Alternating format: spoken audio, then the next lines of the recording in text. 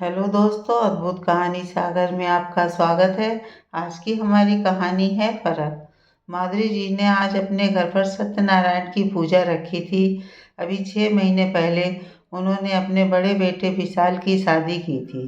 उस समय कोरोना की भयंकरता चरम पर थी और शादी की तिथि पहले ही तय हो चुकी, इसलिए घर के चुनिंदा लोगों के बीच ही शादी संपन्न हो सकी। पिछले 2 साल सभी के लिए कष्टकारी रहे थे। माधुरी जी के पति का अच्छा खासा कारोबार था। दोनों बेटे भी उनके साथ ही कारोबार में हाथ बटाते थे, लेकिन महामारी के दौरान पूरा काम धंधा ठप हो गया था। संकट समाप्त होने के बाद अब धीरे धीरे जनजीवन सामान्य हो सका था। इसलिए माधुरी जी ने ईश्वर को धन्यवाद व अपने बेटे बहू को बड़े बुजुर्गों के आशीर्वाद हेतु ये पूजा रखवाई थी। पूजा में सभी करीबी रिश्तेदारों को बुलाया गया था। लगभग सभी लोग पूजा शुरू होने से पहले आ चुके थे, केवल माधुरी जी की ननद व बुआ सास को छोड़कर। पूजा संपन्न होने के बाद माधुरी जी ने चिंतित होते हुए अपनी सास से कहा, माँ जी, दीदी और बुआ जी अभी तक नहीं आई। आपने फ़ोन किया क्या दोनों के पास? हाँ, सालू के बच्चों का पेपर था इसलिए लेट हो गई। और तेरी बुआ, उसका तो मुझे पता है, खर्चे के मारे रुक गई होगी। मैंने तो पहले ही कहा था कि उसे रहने देना, इतने लोगों के बीच अलग ही नज़र आएगी। वैसे तो मुझे पता है उसे आना नहीं, और आएगी भी तो आते ही अपने काम धंधे का रोना लेकर बैठ जाएगी। 4 लोगों के बीच अपना दुखड़ा रोकर तेरे ससुर से पैसे ऐंठने की उसकी शुरू से ही आदत है। माधुरी जी की सास निर्मला जी बड़बड़ाते हुए बोली।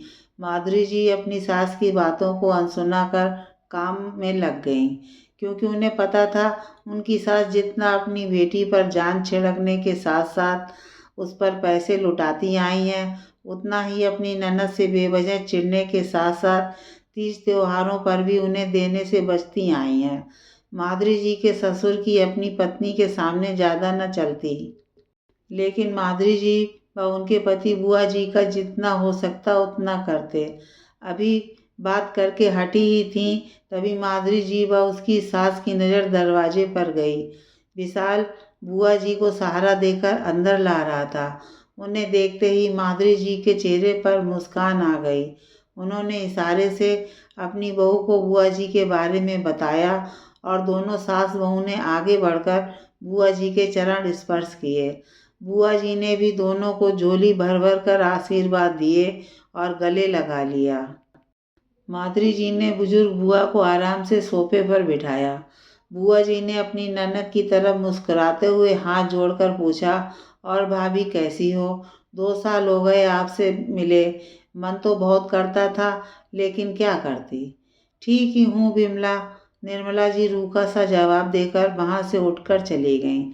माधुरी जी को उनका यह व्यवहार अच्छा नहीं लगा, लेकिन करती भी क्या। बुआ जी, मैं अभी आपके लिए चाय लेकर आती हूँ, कहकर जैसे ही माधुरी जाने लगी, बुआ ने कहा, माधुरी बहू, चाय रहने दे, तू खाना ही ले आ।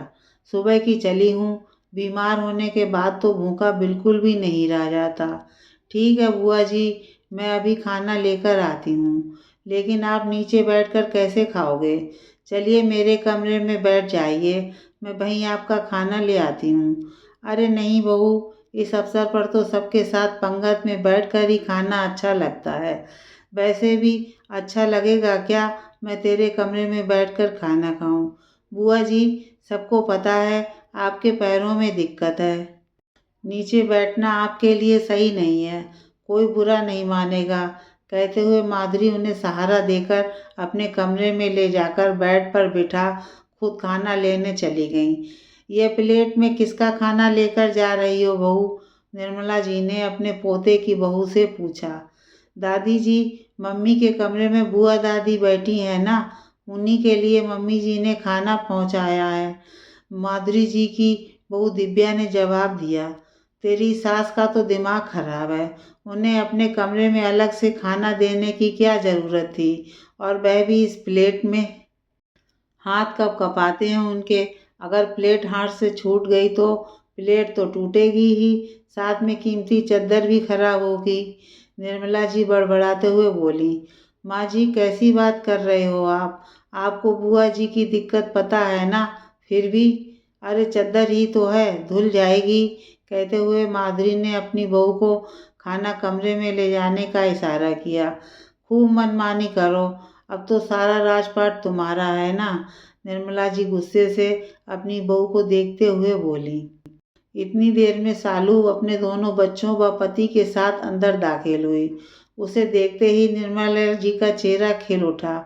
उसने आगे बढ़कर अपनी बेटी को गले लगा लिया और दोनों बच्चों के सिर पर प्यार से हाथ रखा। बहू, सालू आ गई, जरा चाय पानी का इंतजाम तो कर। नहीं मम्मी, पहले खाना खाएंगे, भूख के मारे दम निकला जा रहा है, सालू ने कहा। ठीक है बेटा, तू विशाल के कमरे में चल कर बैठ, मैं तेरे लिए वहीं खाना पहुंचाती हूँ। दादी जी, लेकिन अभी तो आप कह रहे थे कि पूजा वाले दिन सब नीचे बैठकर खाना खाते हैं, फिर बुआ जी को मेरे कमरे में खाना? दिव्या ने कहा। घर की बेटी दामाद हैं, अच्छा लगता है क्या उन्हें ऐसे नीचे पंगत में बैठकर पत्तल में खाना खिलाना? तू ज़्यादा सवाल जवाब मत कर, अपने कमरे में ले जा इन्हें। निर्मला जी दिव्या की तरफ आंख निकालते हुए बोली। माफ़ करना दादी जी, बेटी तो बुआ दादी भी इस घर की हैं, फिर उनको वह मान सम्मान क्यों नहीं जो बुआ जी को दिया जा रहा है? पहला अधिकार तो बुआ दादी का है इस घर पर। एक ही घर की बेटियों में इतना भेदभाव क्यों? इसलिए कि अब उनके माता पिता नहीं? क्या सबके माता पिता सदैव रहते हैं? दिव्या ने शांत किंतु दृढ़ आवाज में अपनी दादी सास से सवाल किया। देख रही है माधुरी, कल की आई हुई तेरी बहू कैसे जवान लड़ा रही है मुझसे, और तू है कि खड़ी सुन रही है। जो आज मेरे साथ कर रही है कल तेरे साथ भी करेगी। निर्मला जी गुस्सा होते हुए बोली। हाँ माँ जी, बहू को बेटी दामाद के सामने ये सब नहीं कहना चाहिए था, लेकिन क्या करूँ, आजकल की लड़कियाँ हमारी तरह सहनशील नहीं। जो उन्हें गलत लगता है मुंह पर कहती हैं, मन में रख घुटती नहीं। वैसे भी माँ जी, बहू कुछ गलत भी तो नहीं कह रही जो मैं उससे नाराज हूँ। कहते हुए माधुरी जी ने सालू व उसके पति को सारी बात बताई। सुनकर सालू अपनी माँ की तरफ देखते हुए बोली, मम्मी सही तो कह रही है दिव्या, अब बुआ के साथ ऐसा दोगला व्यवहार कैसे कर सकती हैं? अपने इस व्यवहार से तो आप आने वाले समय में मेरे लिए इस घर के दरवाजे बंद कर दोगी, क्योंकि जैसा आने वाली पीढ़ी देखेगी वैसा ही तो करेगी। और सही कह रही है दिव्या, माँ बाप सदा नहीं रहते। इसका मतलब तो जैसा व्यवहार आप बुआ जी के साथ कर रहे हो, आने वाले समय में आपकी बेटी के साथ भी यही सब होगा। कहते हुए सालू की आंखों भर आईं। सालू की बातें सुन निर्मला जी का दिल धक से रह गया। यह तो उन्होंने सपने में भी नहीं सोचा था कि अपने इस व्यवहार से अनजाने में ही वह अपनी बेटी के लिए गड्ढे खोद रही हैं। क्या उनके बाद उनकी बेटी के साथ भी वही व्यवहार होगा जो वह अपनी ननद के साथ करती आई हैं? सोच कर ही उनकी रूह कांप गई। उस समय तो उनसे कुछ कहा ना गया, लेकिन कुछ देर बाद ही वह अपनी ननद के पास गई और अपने सारे गिले शिकवे भुलाकर उनके साथ बैठ दिल खोलकर बतलाने लगी। ननंद भाभी को इतने प्यार से बात करते देख माधुरी जी के साथ साथ सभी का चेहरा खिल उठा।